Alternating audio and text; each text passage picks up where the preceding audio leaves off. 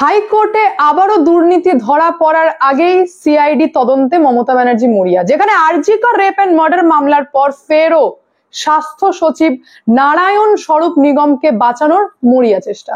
সমস্ত খবরের ডিটেলে যাওয়ার আগে নমস্কার, আমি অদ্বিতীয়া রয়। আজকে আবার চলে এসেছি আমার ছোট্ট ইউটিউব চ্যানেলের সঙ্গে অদ্বিতীয়ায়।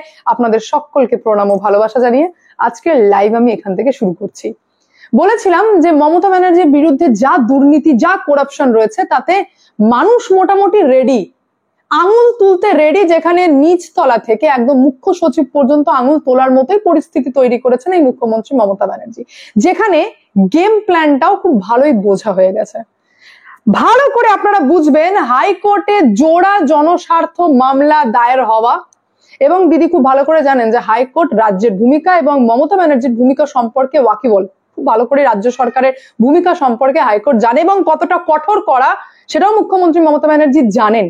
সেই কারণে তড়ি ঘড়ি তিনি সিআইডি তদন্তের জন্য দিলেন। এবং খুবই আশ্চর্যজনক ব্যাপার যেটা, সেটা হচ্ছে ঘোটালাও করবেন মমতা ব্যানার্জি, মেডিসিন ব্যানও করবেন মমতা ব্যানার্জি, মেডিসিন চালানোর ব্যবস্থাও করবেন নিজের লোককে দিয়ে মমতা ব্যানার্জি, এবং কমিটিও গঠন করবেন মমতা ব্যানার্জি। কমিটির মাধ্যমে রেজাল্টে গাফিলতি স্বীকারও করবেন মমতা ব্যানার্জি।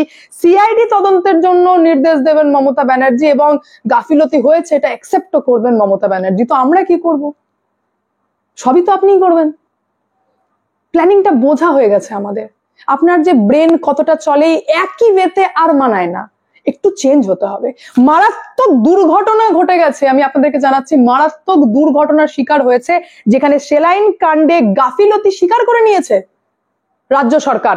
সেই কারণে নাকি সিআইডি তদন্ত, এবং রাজ্য সরকারের দিক থেকে প্রেস কনফারেন্সের মাধ্যমে হঠাৎ করে সাংবাদিক সম্মেলন করে প্রেস কনফারেন্সের মাধ্যমে রাজ্যের মুখ্য সচিব মনোজ পান্ত এবং স্বাস্থ্য সচিব নারায়ণ স্বরূপ নিগম সামনে এসে বলছেন যে হ্যাঁ, বিরাট একটা গাফিলতি হয়ে গেছে, একটা অবাঞ্ছিত ঘটনা ঘটে গেছে, এটা সিরিয়াস নেগলিজেন্স, যেটা একদমই মানা যায় না। এবং ট্রেনি ডক্টর অপারেশনের কাজে যুক্ত ছিলেন, ট্রেনি ডক্টর অপারেশনের কাজে যুক্ত ছিলেন, যেটা হওয়ার কথা নয়, সিনিয়র চিকিৎসকদের থাকা উচিত ছিল। ট্রেনি ডক্টরের অপারেশনে থাকাটা স্বাভাবিক, আমরা মূর্খ নয়, তারা কাজ শেখে, তাদের থাকাটা স্বাভাবিক। সিনিয়র ডক্টর ছিলেন কি ছিলেন না এটা কনফার্ম করুন। কনফার্ম মানে 100% কনফার্ম করুন যে ছিলেন কি ছিলেন না। দুম করে আপনি টার্গেট করতে পারেন না। যে কথা আমি আপনাদেরকে বলেছিলাম না, যে সেলাইন দীর্ঘদিন ধরে স্টোর করা যায় না, সেই বিষয়টা ক্লিয়ার করুন। আপনি এরকম গোলমাল কথা কেন, যে সেলাইন বহুত দিন ধরে স্টোর ছিল সেই কারণে হতে পারে, সিনিয়র ডাক্তার উপস্থিত ছিলেন না এই কারণে হতে পারে, কন্টামিনেশন হয়ে যেতে পারে, গাফিলতি হয়ে যেতে পারে, নেগলিজেন্স।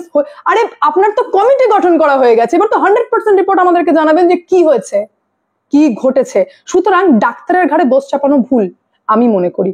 আমি যতদূর জানি ট্রেনি ডাক্তারদের থাকা স্বাভাবিক, কারণ তারা শিখবে তবেই অপারেশন করবে, এবং কেউ ডাক্তারি পড়ে পড়ে সিনিয়র ডাক্তার হয় না, বেসিক। আচ্ছা, নিষিদ্ধ সেলাইন ব্যবহার করা হয়েছিল, কেন হয়েছিল সেটা বলুন। আপনি বলছেন হয়েছিল, দিদি উদ্বেগ প্রকাশ করেছেন। এখন উদ্বেগ নিয়ে কি করবো, একজনের তো প্রাণ চলে গেছে, দুজন ভেন্টিলেশনে আছে, আর দুজন ভেন্টিলেশনে মানে লাইফ সাপোর্টে আছে। এই সেই ভেন্টিলেশন যেখানে প্রাইভেট হসপিটালে ভেন্টিলেশন বলে এক্সট্রা বিল চার্জ করা হয়। আপনি জানবেনও না আপনার পেশেন্ট মরে গেছে, কিন্তু ডাক্তার বলবেন যে ভেন্টিলেশনে লাইফ সাপোর্টে রেখেছি, বেঁচে আছে, দিয়ে বিল বাড়ানো হয়। নিশ্চয়ই এক্ষেত্রে এটা হবে না, বিল বাড়ানোর গল্প তো নেই। বাট মৃত্যু ঘটে গেছে, আমি বলছি মৃত্যু ঘটে গেছে, এটা যদি সামনে আসে এখন রাজ্য জুড়ে আগুন লেগে যাবে। সুতরাং লাইফ সাপোর্টে আছে, ভেন্টিলেশনে আছে, এটা ভীষণ ইম্পর্টেন্ট একটা ওয়ার্ড। কেউ জানে না যে পেশেন্ট কি কন্ডিশনে আছে, এটা ভীষণ মারাত্মক একটা ব্যাপার। যেখানে এটাও বলা হচ্ছে যে পরিষ্কার জানিয়েছেন যে যে কেউ যদি জড়িত থাকে এই বিষয়ে, দিদি নাকি পরিষ্কার জানিয়ে দিয়েছেন যে আমরা কঠোর থেকে কঠোর ব্যবস্থা নেব। এতদিন নেননি কেন? কর্ণাটক গভর্নমেন্ট তো 22 মার্চ 2024 অলরেডি ব্যান করেছিলেন। তিনি তার সেন্ট্রাল ড্রাগ কন্ট্রোল অফিসে তিনি লেটার লিখেছিলেন। তিনি সঙ্গে সঙ্গে তার স্টেটের যে সমস্ত মেন আধিকারিক রয়েছেন তার বিরুদ্ধে পদক্ষেপ নিয়েছিলেন। তারপর করলেন কি, প্রোডাকশন বন্ধ করার অ্যাপিল করলেন, এবং ওয়েস্ট বেঙ্গল গভর্নমেন্টকে ইমিডিয়েট বেসিসে জানালেন যে রিঙ্গার ল্যাকটেড সেলাইন ইউজ করা যাবে না, প্লিজ আপনি স্টেপ নিন।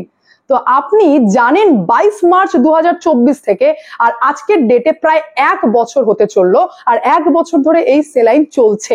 যুক্তিতে আসুন, যুক্তি কি বলছে, লজিক কি বলছে, আমি এটাও বলে দিই যে কেন বললাম Mamata Banerjee safe game play করছে। আপনাদের মনে পড়ছে আক্তার আলীর কথা? এই সেই আক্তার আলী যখন আরজিকর মেডিকেল কলেজে তিনি কর্মরত ছিলেন, তখন বারবার বিভিন্ন জায়গায় তিনি অভিযোগ করেছিলেন দুর্নীতির, মেডিসিন নিয়ে দুর্নীতির, এবং সন্দীপ ঘোষের ভূমিকা এবং কি কি দুর্নীতি চলছে মেডিকেল কলেজে, পুরো বিষয় তিনি বারবার অভিযোগ করার পর রাজ্যের দিক থেকে স্টেপ ছিল আক্তার আলীকে ট্রান্সফার করা। আক্তার আলীর তো এমন অবস্থা হয়ে গেছিল যে তিনি প্রাণ আশঙ্কায় চুপচাপ থেকে গেছিলেন যে না, সন্দীপ ঘোষের বিরুদ্ধে আমি আর কিছু করতে পারবো না। যেখানে আরজিকর রেপ এন্ড মার্ডার মামলা সামনে আসার পর রাজ্যের ভূমিকা কি? রাজ্যের ভূমিকা হলো যে সন্দীপ ঘোষের বিরুদ্ধে আঙুল তোলাতে মমতা ব্যানার্জি প্রাইজ প্রমোশন দিলেন সন্দীপ ঘোষকে। আরজিকর মেডিকেল কলেজ থেকে ন্যাশনাল মেডিকেল কলেজে ট্রান্সফার করলেন। বাহ, মমতা ব্যানার্জির বিচার। যখন আক্তার আলীকে নিয়ে মিডিয়া জগৎ তোলপাড় হয়ে গেল এবং তিনি মিডিয়ার সামনে মুখ খুলতে লাগলেন যে হ্যাঁ, সন্দীপ ঘোষের বিরুদ্ধে আমি অভিযোগ করেছি, স্বাস্থ্য দপ্তরে পর্যন্ত অভিযোগ করেছি, যখন তিনি ওপেন বলতে লাগলেন এবং শেষ পর্যন্ত হাইকোর্টকে নাক গলাতে হলো এবং হাইকোর্টের দরজায় নক করেছিলেন আক্তার আলী। প্রধান বিচারপতি যখন বললেন যে ঠিক আছে, আক্তার আলীর মামলা আমরা শুনবো, সন্দীপ ঘোষের বিরুদ্ধে অভিযোগগুলো আমরা শুনবো, যখন হাইকোর্ট বলেছে, তখন মমতা ব্যানার্জির ওই গ্যাপিং পিরিয়ডে মনে হলো যে এইবার টাইম হচ্ছে এসআইটি গঠন করার, এইবার টাইম হচ্ছে স্টেপ নেবার।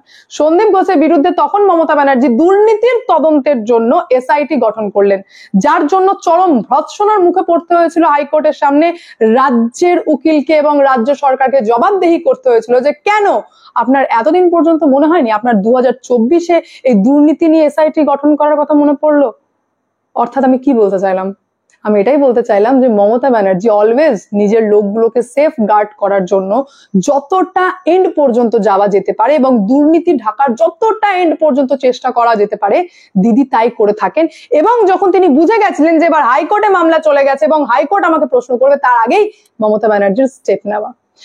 টুলু মণ্ডলের কথা আমি আপনাদেরকে মনে করাতে চাই, এটা একদম আমাকে খুব কাছের একজন ব্যক্তি চুপচাপ জানিয়েছেন, নাম রিভিল করতে পর্যন্ত নিষেধ করেছেন। আমি এটার সত্যতা যাচাই করিনি, কিন্তু আমার কাছে ইনফরমেশন আছে এই সেই টুলু মণ্ডল যার মেয়ের বিয়েতে বিরাট স্টারদেরকে নামিয়েছিলেন বীরভূমের। টুলু মণ্ডলের এগেনস্টে ইডি বা সিবিআই এরকম কিছু একটা কিন্তু তদন্তকারী সংস্থা লেগেছিল এবং খুব সম্ভবত তার বাড়িতে রেড করতে আসার কথা ছিল, অ্যারেস্ট পর্যন্ত হতে পারে টুলু মণ্ডল, এমনটা রোটেও গেছিল। কিন্তু তার আগেই লোকাল থানাকে যখন জানায় তদন্তকারী সংস্থা, লোকাল থানা তখন মামলা টুলু মণ্ডলের নামে রুজু করে হঠাৎ করে তার বাড়ি থেকে টুলু মণ্ডলকে তদন্তকারী সেন্ট্রাল তদন্তকারী সংস্থা আসার আগেই লোকাল থানা থেকে অ্যারেস্ট করে নেওয়া হয় টুলু মণ্ডলকে। মারাত্মক ব্যাপার। অর্থাৎ যখনই কিছু স্টেপ নেওয়া, যারা যারা স্টেপ নিতে গেছে তার আগেই Mamata Banerjee safeguard play. এই সেম ভাবে হাইকোর্টে যখন জনস্বার্থ মামলা রুজু হলো এবং প্রধান বিচারপতি জোড়া মামলাকে গ্রহণ করলেন, একসেপ্ট করলেন, বৃহস্পতিবার দিন শুনানি রয়েছে ডিভিশন বেঞ্চে বিচারপতি টি.এস. শিবজ্ঞানম এবং বিচারপতি হিরণময় ভট্টাচার্যের বেঞ্চে, যে দুজন বিচারপতি খুব ভালো করে জানেন রাজ্যের ভূমিকা। তখনই মমতা ব্যানার্জির মনে পড়লো যে এটাই রাইট টাইম সিআইডি তদন্ত দেওয়ার এবং দেখানোর যে সেফ গেম প্লে করা, যে আমি কিন্তু স্টেপ নিয়েছি। কেন বলছি আমি? শুক্রবার দিন মারা গেছেন মামুনি দাস, শনিবার দিন নো স্টেপ, রবিবার দিন মনে হয় সিআইডি কাজ করেন না সেই কারণে নো স্টেপ, সোমবার দিন জনস্বার্থ মামলা হওয়ার আগে পর্যন্ত নো স্টেপ। কিন্তু যখন জনস্বার্থ মামলা রুজু হয়ে গেল এবং মোটামুটি ছড়াছড়ি হতে লাগলো যে জনস্বার্থ মামলা দায়ের করেছেন কৌস্তব বাগচি এবং ফিরোজ এডুলজি, তারপরেই হঠাৎ করে প্রেস কনফারেন্স সংবাদ মাধ্যম এবং সামনে এলো যে দিদি গাফিলতির কথা অ্যাকসেপ্ট করেছেন, দিদি ঘোটালার কথা অ্যাকসেপ্ট করেছেন, দিদি বলছেন হিউম্যান এরর হতে পারে এবং তিনি সেই কারণে দায়িত্ব নিয়ে সিআইডি কে তদন্ত করার জন্য বলেছেন। প্রাথমিক রিপোর্ট নাকি তাই বলছে। বা দিদি বা আর কত সেফগার্ড করবেন বলুন তো? এই সেই নারায়ণ স্বরূপ নিগম না, যার বিরুদ্ধে জুনিয়র ডাক্তাররা অভিযোগ তুলেছিলেন যে বারবার এত অ্যালিগেশনস এর পরও ইনি স্টেপ নেন না, এত দুর্নীতির কথা জানার পরেও নারায়ণ স্বরূপ নিগম স্বাস্থ্য সচিব স্টেপ নেয়নি। আরজিকর রেপ এন্ড মার্ডার মামলায় চরম চর্চিত নাম বিনীত গোয়েলের সাথে মমতা ব্যানার্জি কম্প্রোমাইজ করে নিলেন, কিন্তু কিছুতেই স্বাস্থ্য সচিব নারায়ণ স্বরূপ নিগমকে সরাতে চাইলেন না মমতা ব্যানার্জি। কেন? কেন, কি দুর্বলতা রয়েছে? এবং এই কারণে এবার তো মমতা ব্যানার্জিকে জবাবদিহি করতেই হবে, কারণ তখনও দুর্নীতি ছিল, এখনো দুর্নীতি আছে। যতই বলে থাকুন হিউম্যান এরার হতে পারে, কিন্তু হবে কেন? আমার তো কোয়েশ্চেন প্রথম এরিয়াতে, প্রথম জায়গায় আমার কোয়েশ্চেন, হিউম্যান এরার হলো কিনা, পেশেন্টের কি ঘটলো, এগুলো সেকেন্ডারি ইস্যু। হ্যাঁ সেকেন্ডারি ইস্যু আমি এই কারণেই বলবো, কারণ বেসিকটা বুঝতে হবে, যে ওষুধ ব্যান সেই ওষুধ সাপ্লাই করলো কে, যার প্রোডাকশন অফ সেটা প্রোডাকশন করে সেটাকে সাপ্লাই দিল সরকারি হসপিটালে কে, কার অর্ডারে এত মারাত্মক কাজ করলো? কারণ পেশেন্টের মৃত্যু বহুত কারণে হতে পারে। আমি আপনাদেরকে ছোট্ট করে বলছি, যেমন পেশেন্টের ডেলিভারির পর পিপিএইচও হতে পারে, এগুলো ডাক্তাররা ভালো বলবেন, postpartum haemorrhage, huge blood loss হয়ে থাকে, সেই কারণে ডাক্তাররা ব্লিডিংটাকে স্টপ করার চেষ্টা করে। যদি ব্লিডিং না থামানো হয় সেক্ষেত্রেও পেশেন্টের মৃত্যু হয়। কিন্তু বিষয়টা হচ্ছে রিঙ্গার ল্যাকটেট না, আপনি human error, junior doctor present ছিলেন, সিনিয়র ডাক্তার উপস্থিত ছিলেন না, সেকেন্ডারি।